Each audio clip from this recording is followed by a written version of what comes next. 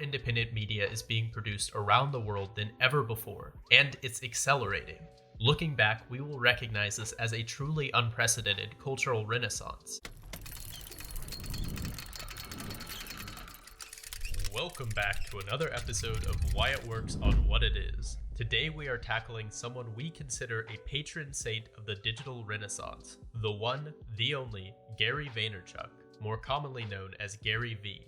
If you've been on TikTok over the past year or stepped foot into the business/entrepreneurship/social media marketing/motivation world of content, you are likely familiar with this man.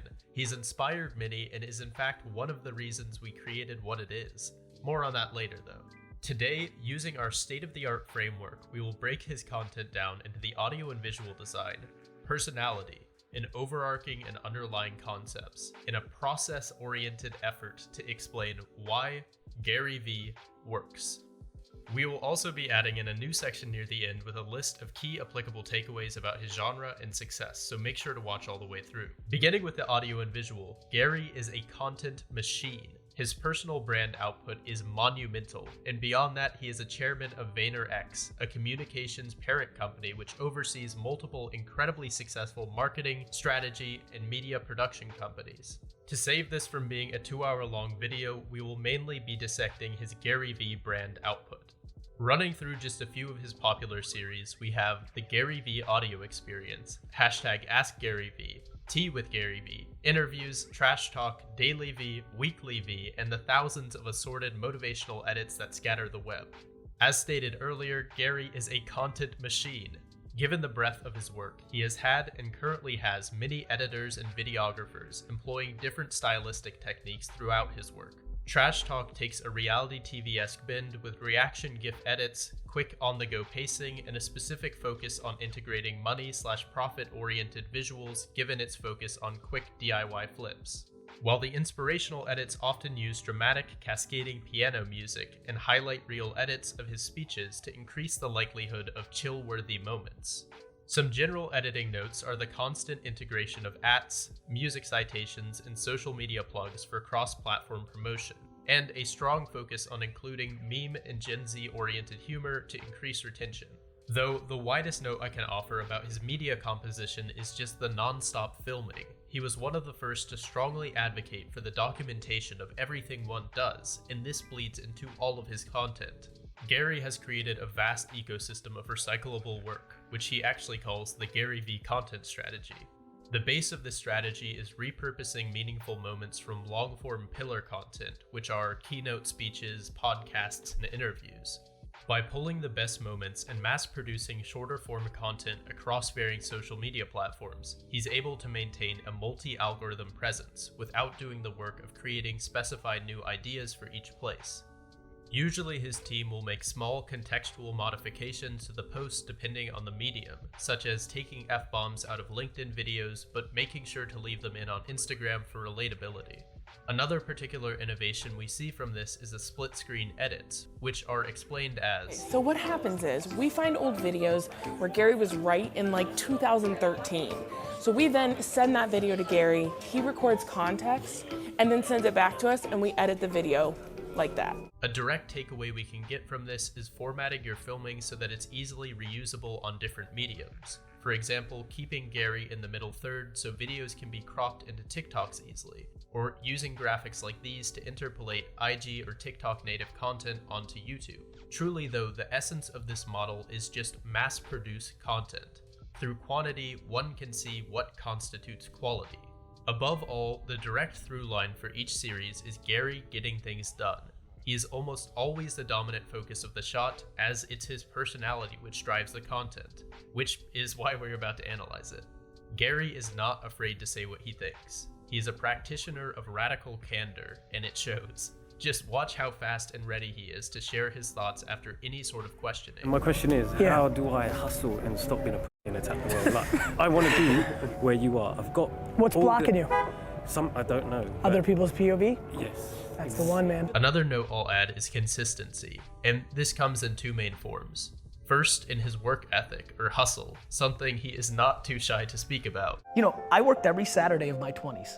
And second, in his general frame of talking points. When researching this video, I found myself encountering a number of recurring aphorisms, or maybe Gary-isms, such as, You've got to deploy patience and you've got to love the process. Imagine not doing anything fun or going anywhere for the next 8 years. Unicorn mug life. Million to make 50 million. I'm trying to buy the New York Jets.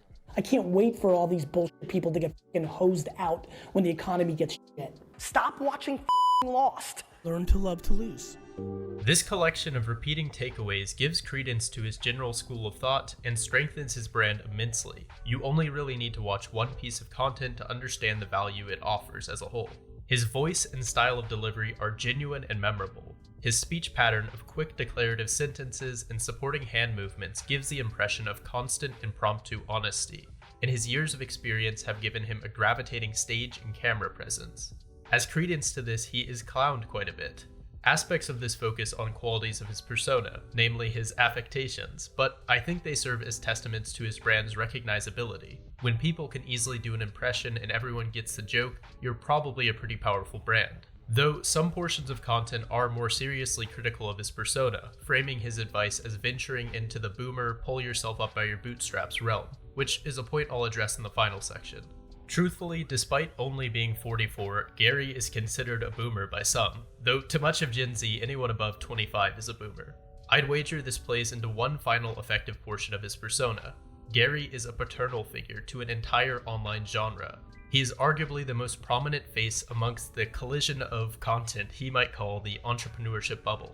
And by proxy of not being a millennial or Gen Z member, he is a de facto dad.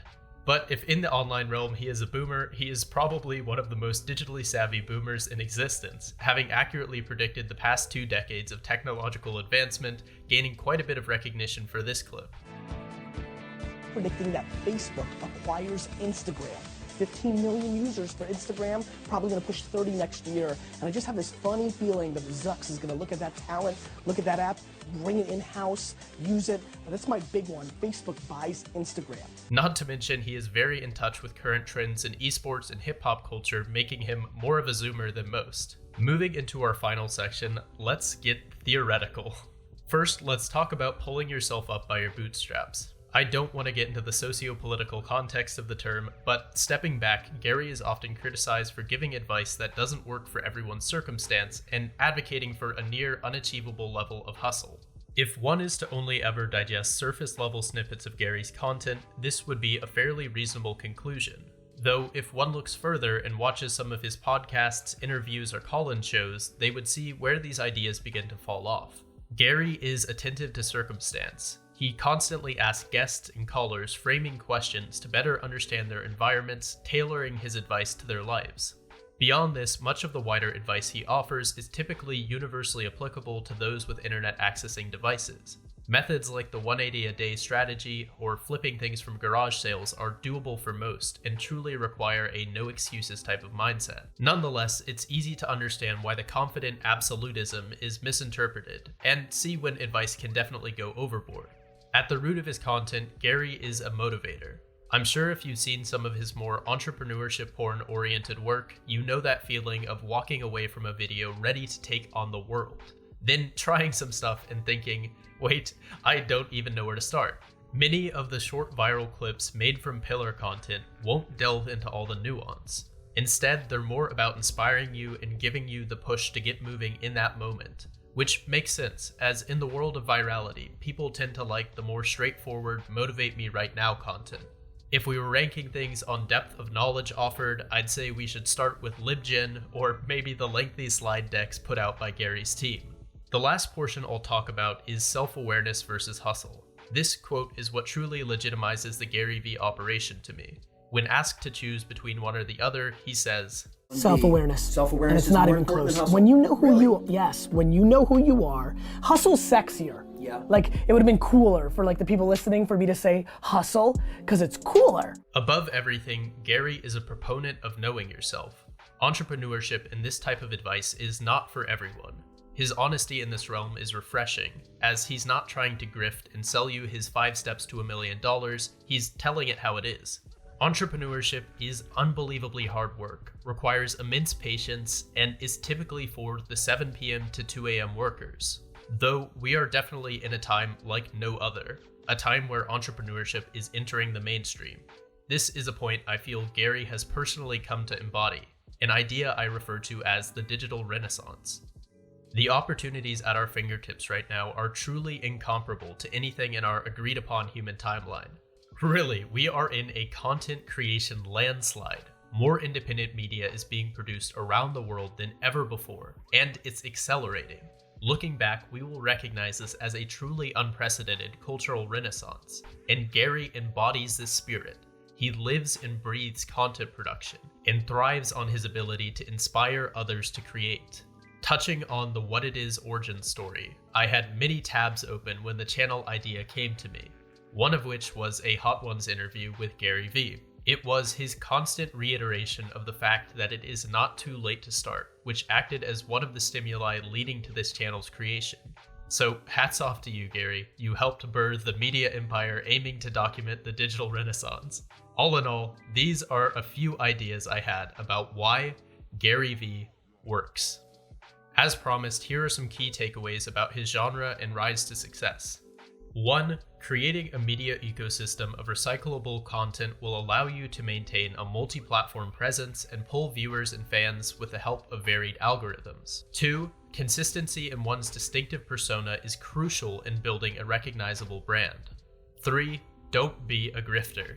Be honest in your intentions and advice, especially in the business-oriented realm of content, as viewers will eventually see through the bullshit. Alright, as always, let us know what you think in the comments below. Also, tell us if there's anything we can improve on, or there's content you want analyzed in the future. Like, subscribe, follow the social medias, all that jazz. It is what it is.